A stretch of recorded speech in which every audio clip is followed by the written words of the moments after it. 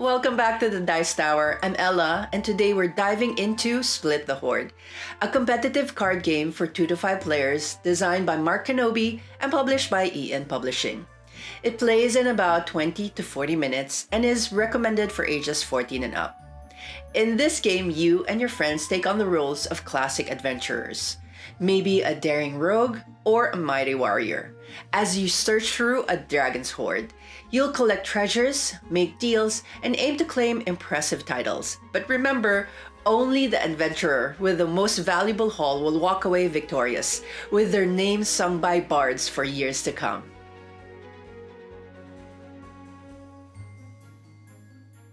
To set up Split the Hoard, start by placing the 5 title cards with the number 30. Archmage, Nature's Balance, Saint, Warlord, and Wealthiest face up in the center of the table. Shuffle the remaining title cards to form the title deck. Each player draws 1 card from this deck and places it face down in front of them. Shuffle the class cards and deal 1 to each player, along with 3 negotiate cards matching their class card's background color. Return any extra class cards to the box. Shuffle the Hoard cards to create the Hoard deck and place it within reach, with space for 2 discard piles. Each player draws 4 cards from the Hoard deck and places them face down, coin side up, below their class card to form their starting haul. Finally, give the first player marker to the last player who slayed a dragon, or choose a random method to decide.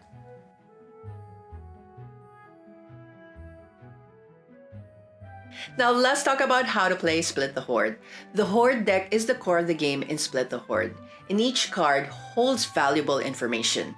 When drawn and placed face up, a card represents a specific treasure that players can acquire. However, when placed face down, these cards function as coins. Keep in mind, players are not allowed to flip over a coin card to check its treasure side unless a special ability explicitly grants them the right to do so. Some treasures also come with a rank shown in a diamond icon on the left side of the card, which can help players earn titles by combining ranks or forming runs of consecutive cards. The victory points for each treasure are located on the right side of the card in a circular icon, and all the scoring takes place at the end of the game. Additionally, players are allowed to see the exact number of coins and treasures in another player's haul or on their class cards.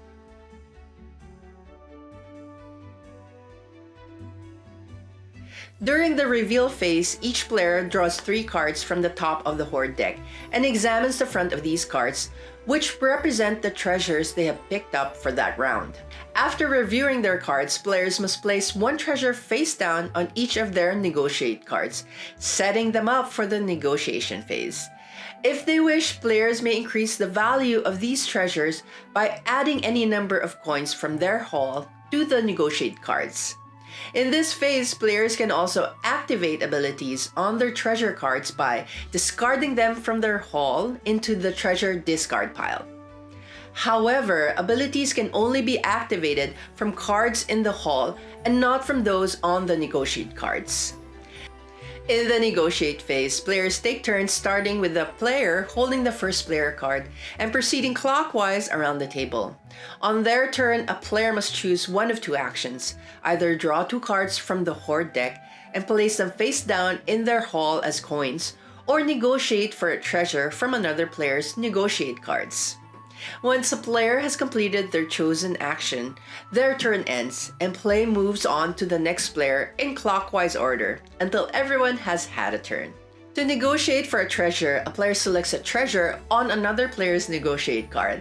This negotiation cannot be refused unless a special ability grants the right to do so. The negotiating player must use coins from their own haul to pay for the selected treasure. The cost is a number of coins shown on the negotiate card, either 1, 2, or 3, plus any additional coins added to that treasure card. Coins are moved from the negotiating player's haul to the haul of the player whose treasure was selected. Any extra coins added to the treasure while it was on the negotiate card are discarded to the appropriate discard pile. Finally, the treasure is added to the negotiating player's haul. Once all players have completed their turns in the negotiate phase, the claim phase begins. During this phase, players must first discard any coins that were added to the treasures while they were on the negotiate cards. Be sure to use the appropriate discard piles, one for coins and one for treasures. Then players move any remaining treasures from their negotiate cards into their haul. If a player has no treasures left on their negotiate cards, they draw 3 new cards from the Hoard deck and place them into their haul face up as treasures. After this, players may activate any abilities from their treasures in their haul. This concludes the claim phase, and the player holding the first player card passes it to the next player clockwise, signaling the start of a new round.